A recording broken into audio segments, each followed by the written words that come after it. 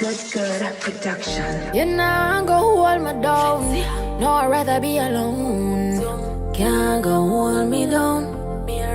You can't tell me where fi do, where fi go, how fi dress. Me no papi show. Me a the star, so me a no fan of you. Do me wanna follow you. Me nah itch up under no man arm like Roland. Boss position, so no boy can't try program me. Rebel from day one. Real bad girl, so no boy can't try program me. Me no need donation. Autonomous, can't try come program me. Nanny never go a war for me. Sit down in a 2020 slavery. Shenyang if you match at your business, that too insecure that you. So, are you able to hear me okay? Yes, I can hear you fine. Good. And I'm sorry, I'm just getting my computer back going here again. So,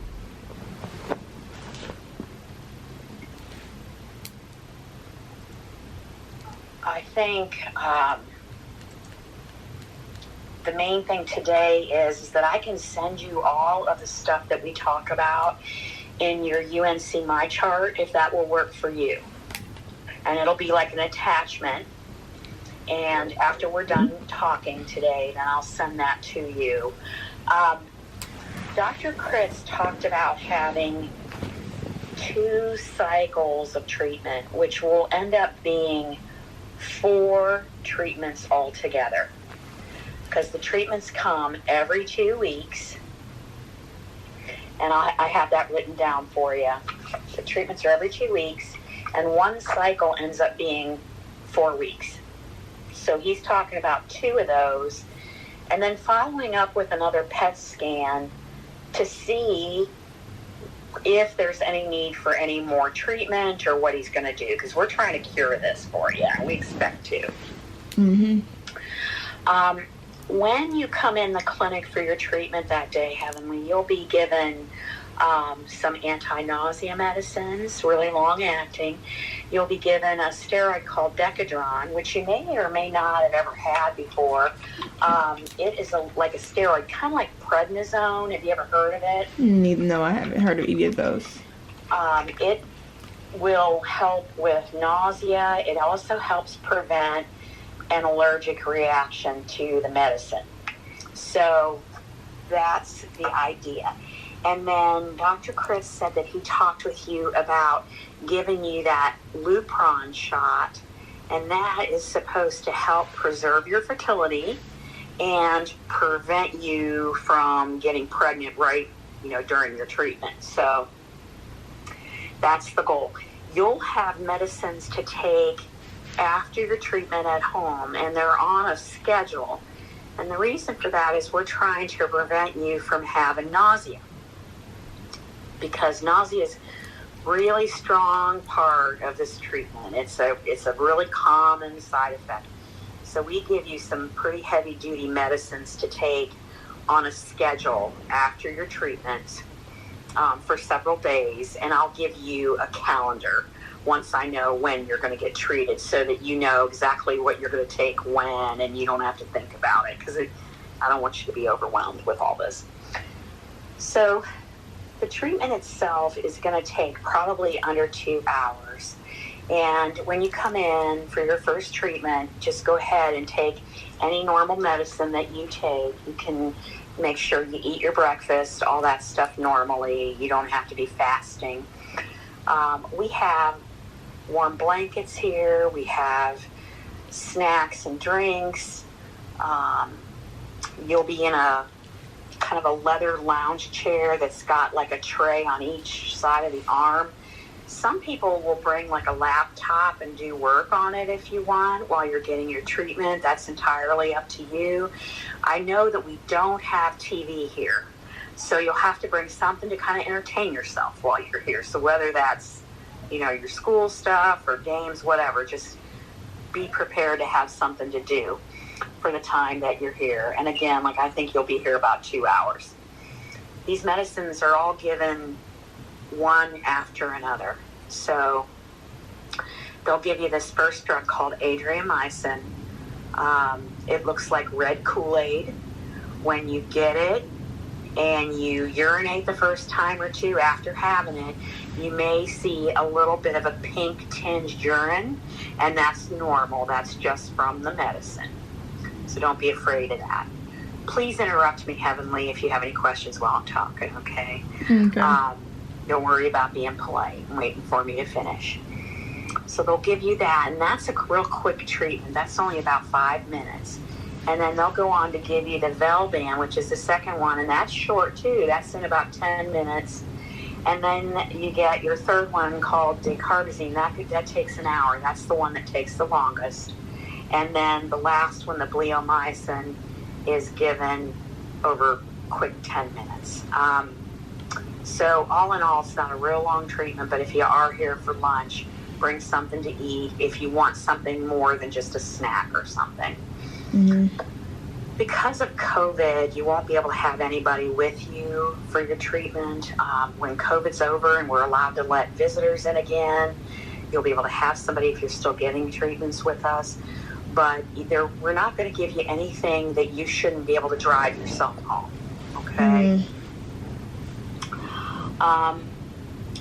The usual bad actors or side effects of these drugs are they have a lot more in common than they do being unique. So, as I mentioned, nausea and vomiting can be a problem with this. We're going to try our very best to prevent that.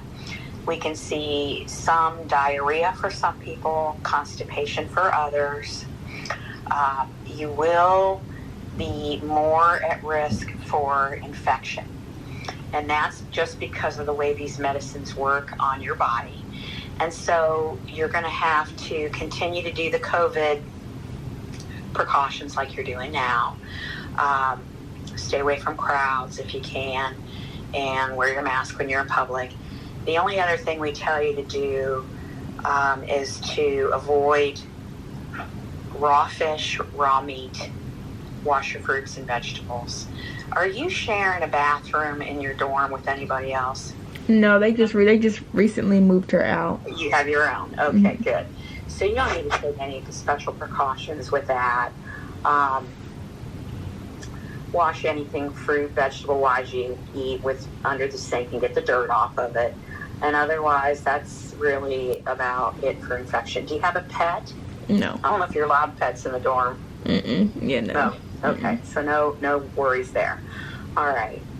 So we're going to do that. There is a risk of developing mouth sores, and I'll talk with you here in a few minutes about how to take care of your mouth when you're on treatment so we don't see those. We can see some numbness or tingling of the fingers and toes. Usually that's after you've had several treatments, and you may not even be getting several treatments, and so we'll just watch that. But every time you come into the clinic and are seeing anyone, they will ask you about that. So just pay attention. Do you have any of that now, Heavenly? No. Good. Well, hopefully you won't get any. Sometimes it's real fleeting. It may come to you like you may have a finger that's a little bit numb or tingly, or a toe, and then it'll go away on its own and then never come back. What we're watching for is obviously we don't want anything to get in the way of you holding a pen or a cup or anything that you do, typing, all that. So we'll just keep an eye on it. We want to make sure you're getting enough fluids every day, and it's real important after you have your treatment to make sure you get enough to drink, and then make sure you get enough to eat. So we want to make sure you're feeling good enough. When you come, we have like a little booklet on nutrition. Do you feel like you've been eating okay in the last couple months? No. Is it because of stress? Probably. Yeah, you just don't feel like eating? Yeah. Yeah, you're the opposite of me. I always want to eat like crazy when I'm stressed. So, do you feel like you've lost weight? I do, but my weight has been pretty consistent. Okay, all right. Do you feel like you want to talk to a nutritionist about it, or do you want to see how you do once you start? I definitely want to talk to a nutritionist because I was trying to change my diet. You're coming out. I'm sorry, I can't hear you. I definitely want to talk to a nutritionist because I want to change my diet. Like I was considering going vegan All right. again. That's their deal. That's all they do. So I'll put in a request for her to call you. It'll be either Stacy or Suzanne are their names. They're really nice, really cool. They'll help you out. So I'll ask them to call you about that one.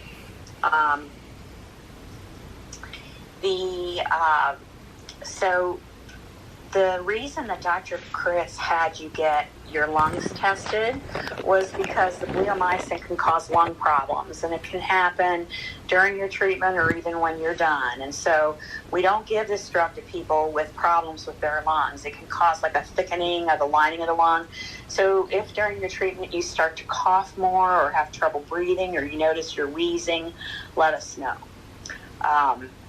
Because we're gonna want to know that. Likewise, if you start having any heart problems, your heart turned out to be just fine. The heart muscle works great, so we just want to keep an eye on that and make sure you don't have any heart issues. And when people develop heart problems, they get like swelling in their ankles, they have trouble breathing,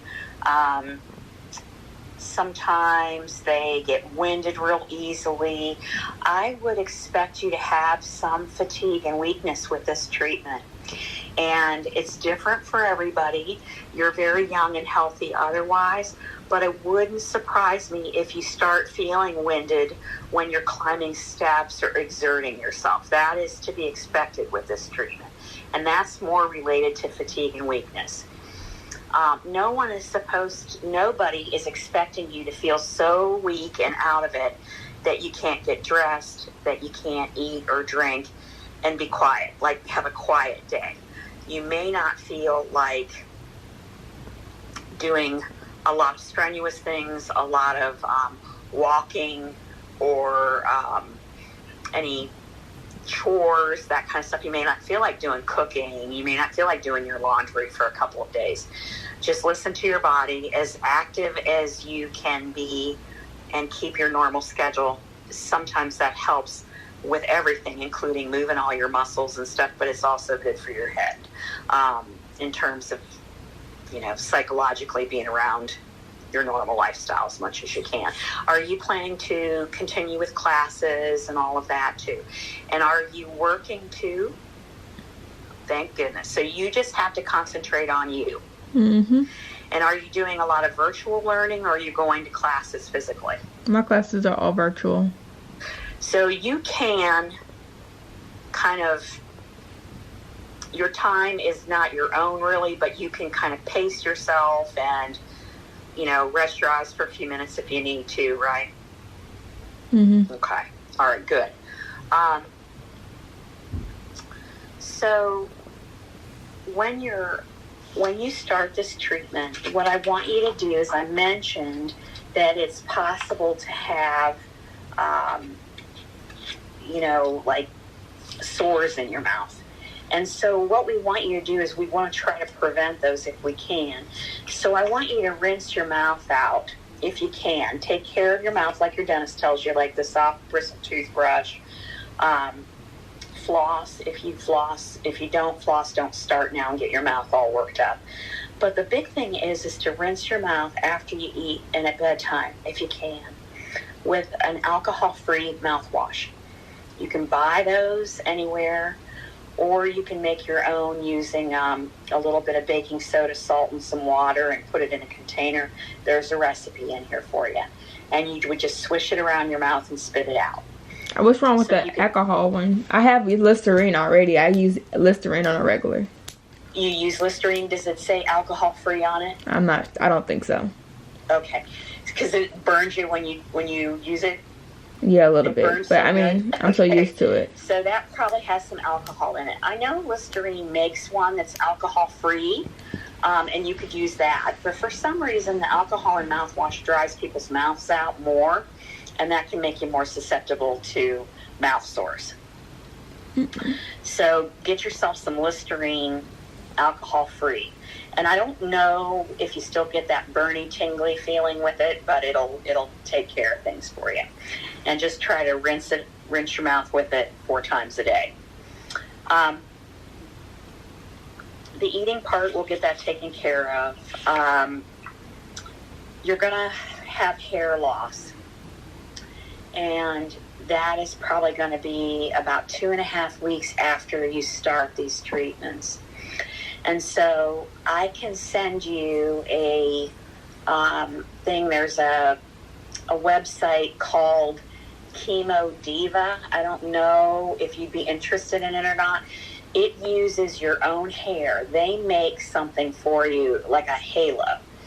So you still have to wear like a hat with it, but it uses your own hair, and it makes like a thing that sits on your head, but it's got your hair, but you would wear a hat with it. Or you can get any kind of head covering you want, wig, that kind of stuff. We do have a virtual class, so to speak. It's called Look Good, Feel Better. They teach you about makeup and skincare and head coverings and all kinds of stuff. You just have to register for it online, and then the classes are online. And they'll actually send you skincare products and things that will help you, and that's why they ask you to register, because they'll send you supplies for yourself to help you with that. Otherwise, you can get any kind of head covering you want on any website you want. Does the hat thing appeal to you, or are you kind of thinking all over wig? Yeah, I don't know. I don't want to do that. I don't want to do no halo. Why don't I just send it to you so you can look at it? I'm fine. I wasn't gonna do that. I have options if that comes up. But. Okay. All right. So about 2.5 weeks into treatment is when to expect it. And it'll be all eyebrows, body hair, armpit hair, all that stuff. But it'll all come back when you're done. I don't know if you ever have problems with constipation now or diarrhea, but you can use anything over the counter that works for constipation that you like. Just don't do any enemas or any kind of, suppositories, anything like that, because we don't want you getting an infection. If you get diarrhea, you can use like Pepto or Imodium over the counter to take care of that, and that is in the information I'm sending you about what to do. It's fine to have sex, but you just have to make sure you don't get pregnant. For your skin, just use the skin care stuff you've been using. You don't have to change it out. If your skin sometimes people's skin will get a little bit more dry or a little more flaky, and in that case, just use what you would use normally. Some people use Vaseline, whatever works for you. There's all kinds of skincare products listed in here. You don't necessarily have to use expensive stuff. So just whatever, wash your hands, use lotion on your hands a lot.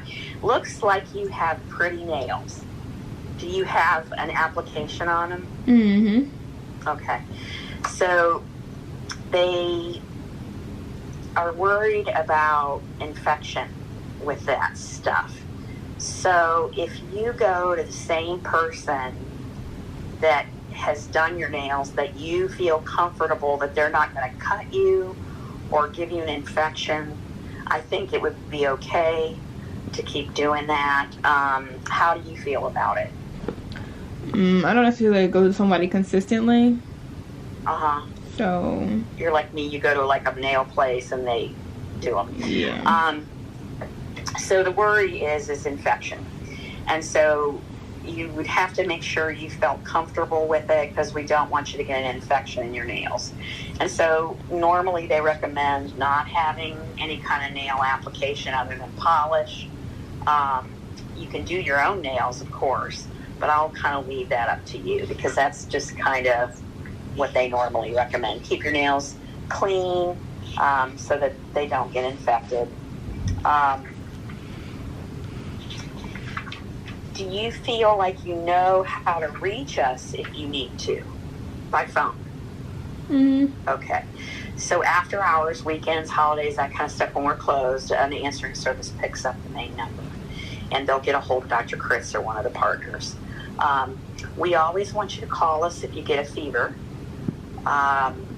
if you start feeling yucky, like you start feeling like you're coming down with like an earache, sore throat, anything like that, take your temperature.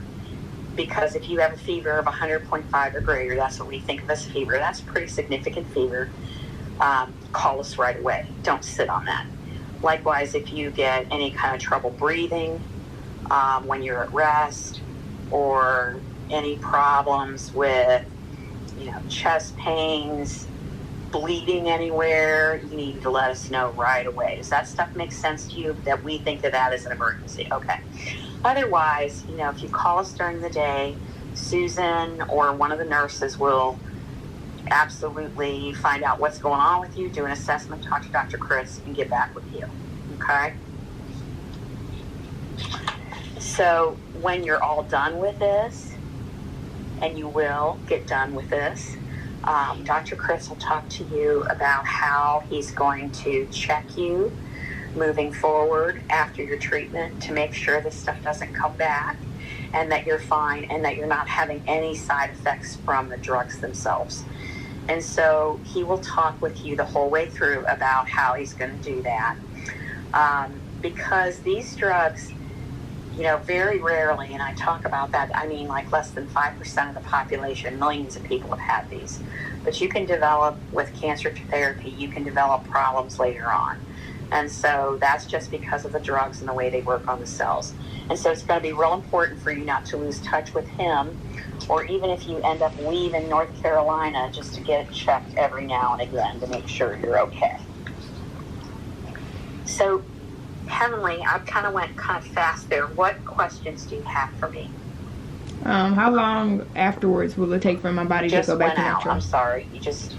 Your voice went out. How long afterwards would it take for me to go back to normal as far as like traveling and... It's going to depend on how quickly your counts recover. And it's variable. So what I would do is talk with Dr. Chris when you start and see him. Once he can see the first time how your blood counts go, and when he knows that, he'll have a better idea of when you can start getting back to normal with that stuff. Okay, can I work out? Yes. I wouldn't do anything super duper strenuous. So when you work out, what do you normally do?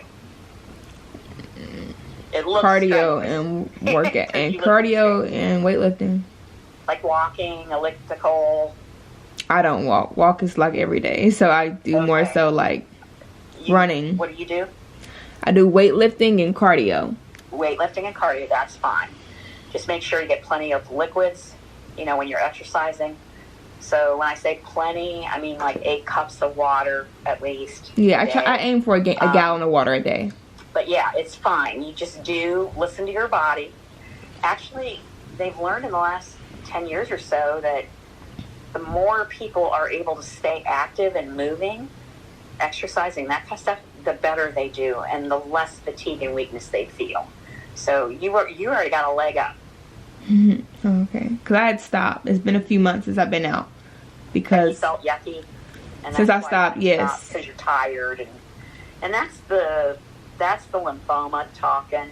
But yes, it's fine. What I would do is just kind of start out a little easy and work your way up, and just pay attention to how you're feeling. Mm-hmm. If you need to stop and rest, do it and then start again. Yep. Okay. And when it comes to the shot in my leg, because he mentioned me getting the shot, and then the nurse, when he left, the nurse, I guess, was saying that I needed to get the shot and my eggs frozen in order to have a better chance of being able to have children in the future.